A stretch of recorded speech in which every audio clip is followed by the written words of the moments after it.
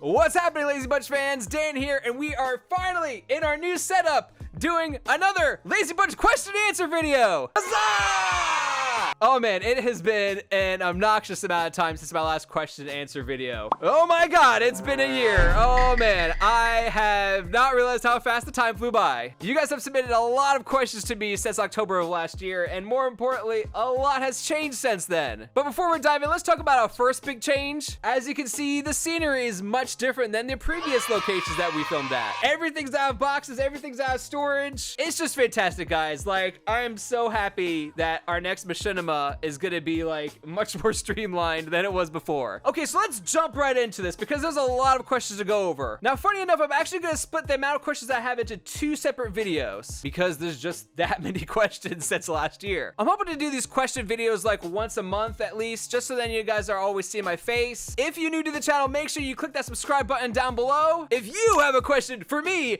make sure you ask it in the comment section below, or go over to our Discord server and go to the Ask Dan section. There, I will pin the messages or respond to the messages depending on how difficult or easy they are to answer. So let's start with the very first question on our Discord server, dating back to November 24th, 2021. Man, so much has changed in the Halo community since then, man. So this first question is from Buck, and you're gonna see a lot of questions from him. Really awesome dude, so check out his channel in the description below. He does a lot of really cool Halo animation videos and actually did this awesome scene in Lone Wolf's Extraction. How do I activate it? I won't tell you. Buck, I owe a lot to you, so thank you so much for your help, man. Anyway, Buck asks, do you guys, applies to writers mainly, have a big plan for where the story will go? Or do you guys kind of just figure it out as you go along? So Buck's question is mainly towards our Halo Machinima universe, the Perfect Soldiers universe. Now the first part, do we have big plans for the story? Yes, we have some big plans. More importantly, we have a lot of big ideas for the characters moving forward. In fact, I even laid out like a full Marvel Cinematic Universe, like 10-year plan for a lot of these characters. Whether we actually end up following that or not will remain to be seen. But yeah, a lot of the stories that we're telling are ideas that like we have thought about years and years and years ago. Like for instance, Lone Wolves was something that me and my brothers thought about like all the way back to like 2011. And Lone Wolves Extraction over here actually was kind of planned out. It was going to happen. We had a lot of different ideas of how we were going to do it, but it ended up becoming a short film instead of a TV series. And that one, I think I had the idea for like literally right after the original Lone Wolves came out in 2019. So 3 years later, it actually came out. So yeah, we do have these things planned out. To answer your question, yes, we do kind of have big plans for a lot of these stories. Next, we got another one from Buck. For Aaron, what thought process goes into deciding how to tell a story through music for different scenes? Like key principles of things you specifically look for. So I stated in that question, that one's mainly for Aaron. And Aaron, if you're watching this, please respond in the comments to that one. But for example, when Aaron and I are talking about a specific scene, we will watch the scene and I will kind of give him a gist of like, okay, this is actually scene. This is kind of what I was thinking about, you know, lots of different instruments, a lot of crazy things happening. And more so, I leave a lot of it up to Aaron because I trust the guy and he knows what he's doing. Aaron, you're our godsend and I love you, man. Next, we got another one from Buck. Do you find Halo 4 or Halo Reach better for Machinima? Are you considering trying other Halo games like 3 or Infinite? The thing that I'm really trying to do is film these different stories in different Halo games because of like the art styles and the armors, the locations, and basically what the games have to offer. Even with all of its flaws, the crazy thing is that there are Halo Reach armors in Halo Infinite. So theoretically, if you wanted to do a Machinima in Halo Infinite and you wanted to use like Reach as kind of like the prequel to it, a good chunk of armor is in Halo Infinite, and you could theoretically just create the same story, just use it different locations at different, you know, time periods. So honestly, we have been considering using different Halo games depending on the stories. The big question is, how do we connect everything? And that's kind of what we've been really trying to think about. Now go to that first part of the question. Do you find Halo 4 or Halo Reach better for Machinima? Halo Reach is infinitely better for Machinima than Halo 4, and I love Halo 4 to death, and that is my hot take. I think Halo 4 is a fantastic game. Yes, I understand all the flaws that come with it, but I still really enjoy it. But in terms of Machinima, Halo Reach is just leagues ahead of everything else. And the amount of modding tools that you have nowadays, like, makes Halo Reach just that much better. But I do think both games are very solid for Machinima. Yes, I do think they are good Machinima-based games. Next, we got another one from Buck. Have you considered adding more animation at some point, specifically stuff like animated fights? Yes, we have considered that. Yes, we are planning that. And yes, Buck, We will be in touch. Next, we got another one from Buck. Which is your favorite character to write and why? Can be multiple if that's easier to answer. Ooh, this is a good one. Honestly, it really depends on my mood and how I'm feeling in that time and space around writing it, if that makes sense. For instance, when writing Lone Wolves, I really connected with Reynolds because I was kind of coming back into this Machinima community. I wasn't sure who to trust. The idea of trust really got to me. And so like writing Reynolds at that time, like I related so much to him. I think right now my favorite character to write is honestly Lockhart. Antonio Lockhart doesn't go down that easily. Oh, thank God. He's one of our newer characters from Lone Wolves Extraction, and he is voiced by Chronicler177. He's just hilarious every time he's in his situation. Like, I love the guy. But his character just kind of morphed into this, like, he's really strong, tough, knows what he's doing, but runs into the battle head first without thinking. And I don't know, just that alone just makes him so much fun to write. But if we're going from a villain's perspective, Anderson has always been my favorite. Like, hands down, Anderson is always a lot of fun to write. I have my methods, Captain. Timing is everything.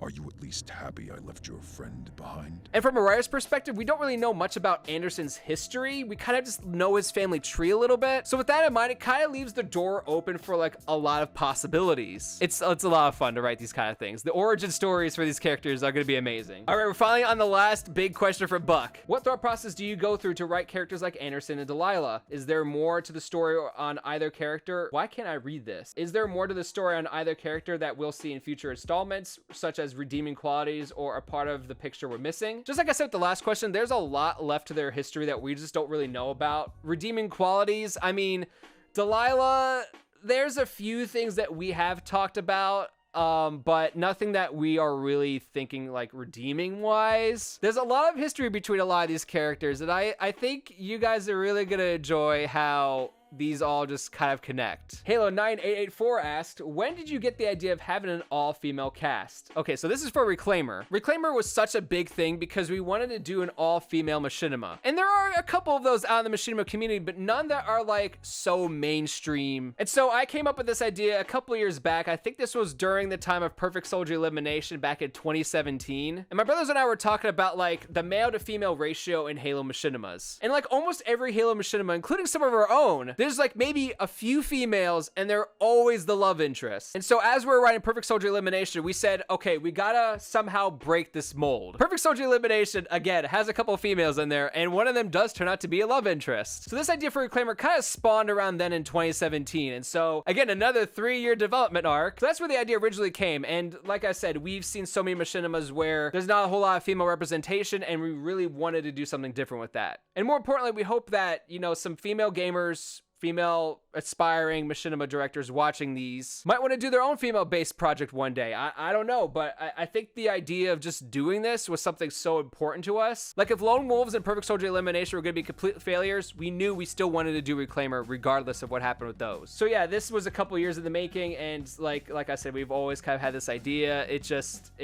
needed to be made, and it needed that sort of fruition to happen. Better yet, how did you get an all-female cast? Well, you just gotta look at the right places. There are a lot of them out there on YouTube, castingcallclub.com, and other voice-acted sites. You know, there are female gamers who love Halo and who love machinima. It's just, there's a lot of stupid guys in these communities who kind of ruin it for the rest of us who are trying to find female voice actresses. But that is a whole nother subject, and I will get to that another day. Next, we got Aquifer Unknown. Man, I love this guy. This guy, he always comments on my videos. I love him. What is the meaning of life, the universe, and everything? The answer is 42. Always. Next, we got another one from Aquifer Unknown. How do you get body actors? I'm in like 15 different machinima servers, and I usually get a notice a day before I do it, sometimes more, but I can only get 2 on a good day, which saddens me because I only need 4 for the project that I'm working on. I am totally in the same boat as you. For me, I am blessed with having 3 siblings who automatically help me regardless of what's going on. Then I have 4 body actors already, but I have also trained myself to use a ton of controllers at the same time. Like for Lone Wolves Extraction, besides like 2 or 3 scenes, I did all the body acting, like all of it. I've gotten in the habit of using 4 to 8, even 12 controllers on my own, and it's not fun, but somehow I've managed, and every time I'm getting into a scene with a lot of characters, I don't know how I pull through it. So yeah, I feel you. There are a lot of servers where, you know, you could ask for body acting help, but yeah, I'm in the same boat as you, man. There are days where I'm like, hey, I need help with body acting, and no one responds to it. So yeah, that's my only advice for you, pal. I'm sorry. I wish I had a better answer for you. Next, we got Cannonman925. Yes! Cannonbolt 925! Dear King Daniel the First of the Lazy Bunch Dominion, what are the future sequels planned after Lone Wolf's extraction? So Cannon kind of knows this answer already because him, me, Javelin, Aaron are all kind of working on this next Machinima project together. And I'm just gonna tell you guys straight up, it's Perfect Soldiers 3. Like I said before, I literally have like an MCU 10-year plan here. How much of that we follow?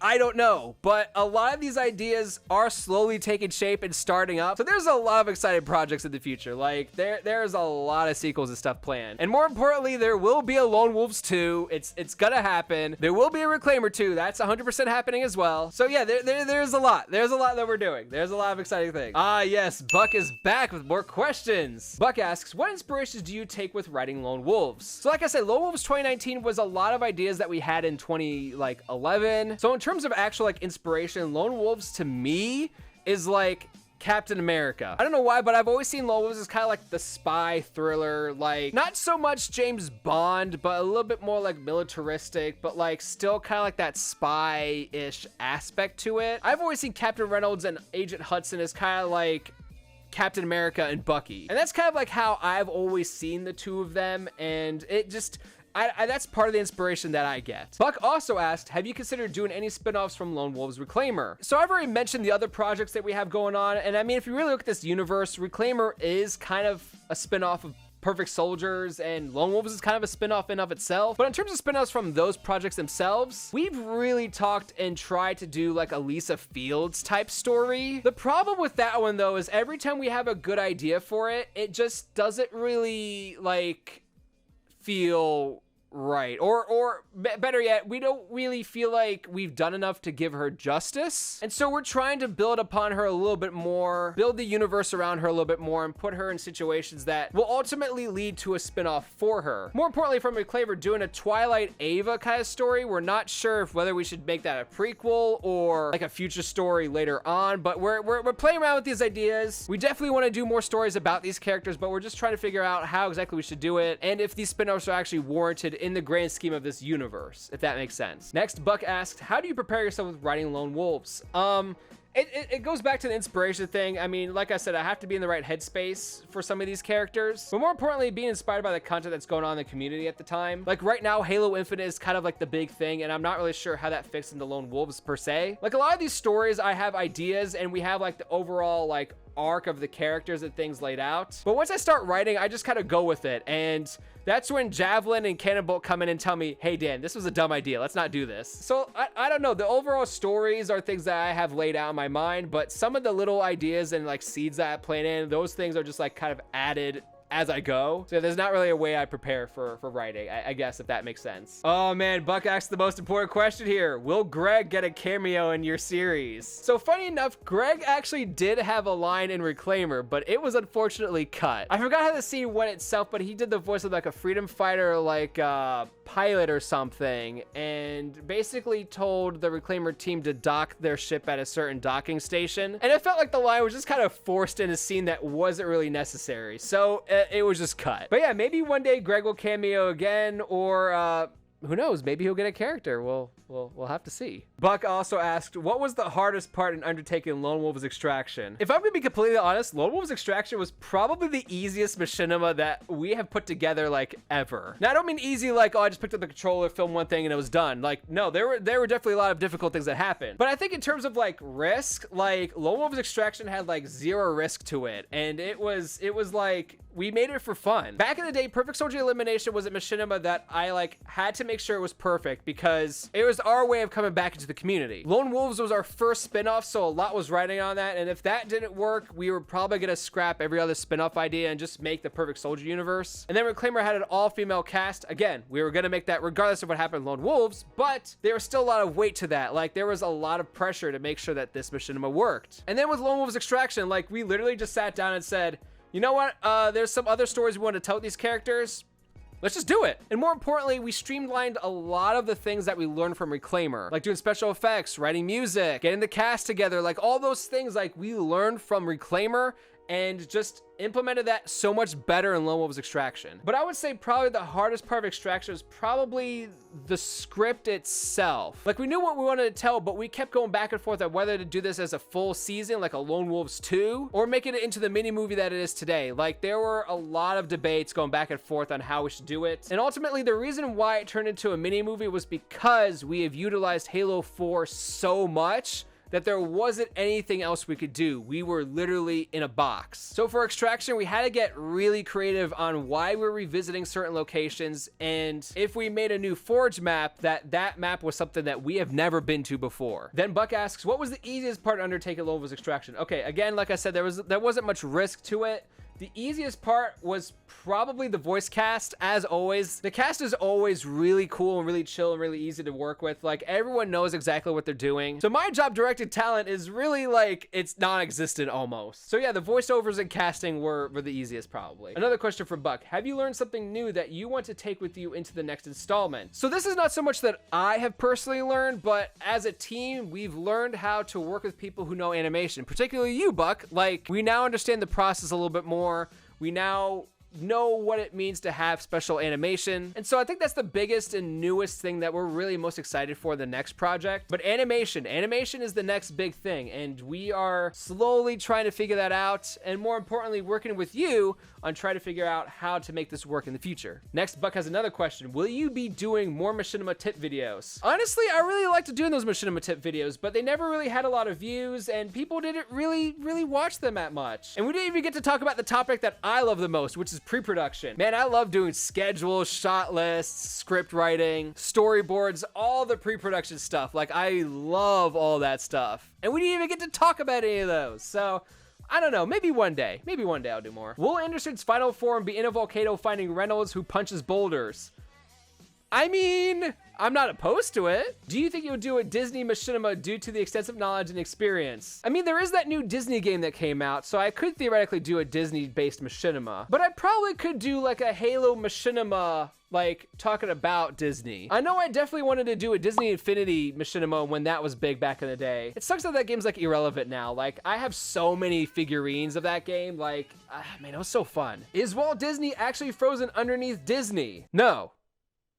He is not. So now we are finally moving along to the YouTube questions that I haven't responded to. Some of these are very complex and are really tough to answer via like text. So I've been holding off a lot of them for this particular video, and so we will see what they say. First question from Evil Dead. What's weapon lowering? Oh man. So this is probably commented on my 343 if they made weapon lowering in Halo Infinite video, which is currently our highest viewed video. I think last time I checked was like over 300,000 views. So he asked, what is weapon lowering? It is literally what it sounds like. Taking your gun from this position to this position. Like, it's literally just lowering your weapon. The thing to know is that almost every Halo game has this built into their programming. Like Halo 1, you just look down. Halo 2, down on the D-pad. Halo 3, a button combination that involves jumping. Halo 4, same deal, button combination. Halo 5, all of them had this weapon lowering thing. Now, Halo Infinite does technically have weapon lowering, but it's kind of through a glitch through a specific game type. Whereas Halo Infinite, you have to create a game type, you have to do something with a certain object in that game type, and it's not a 100% guarantee every single time. Like, there are people who have tried this 50 times and would get the weapon lowering to work once. And then on the flip side, you've had people who get it every single time. It's very finicky until 343 actually puts in a button combination, because it's just such a pain to deal with. Like, I don't got an hour's worth of time to just waste trying to do this thing. Like, I'd rather just go and film and do something. Like, even if they're holding the weapons, like, it may look ridiculous, but Halo Infinite is a ridiculous game already, so like, I'm just gonna do it. So yeah, that is weapon lowering. I really went on a tangent there. Next, we got Thomas on YouTube. All those other Halo games that cost $60 compared to Infinite's $0. Just saying. Okay, yeah, I agree. Like, Halo Infinite's multiplayer, it is great that it is free. That is nice. But if you look at it from a business standpoint, it kind of follows the Fortnite formula, where the game is free, but there's a lot of monetization in order to make up that lost revenue. I'd rather have paid $60 for a full Halo Infinite multiplayer. Just the multiplayer. I would have paid $60 for that and have all the armors be unlockable. Regardless, Halo Infinite being a free game to play is great, but paying $20 for armor is not fun. Like, the fact that you have to buy a lot of the armors, you can't like unlock them ever, is the annoying part of the game, which is why a lot of Halo fans think 343 is just gonna monetize anything and everything they can in Halo Infinite. Now, as of lately, Halo Infinite has gotten a little better, and the winter update is gonna be really promising, but 343 still has to really make up that profit somewhere else in order to justify making this a free-to-play game. Next, we got a comment from Danielle Fabro. Oh man, this is a long one.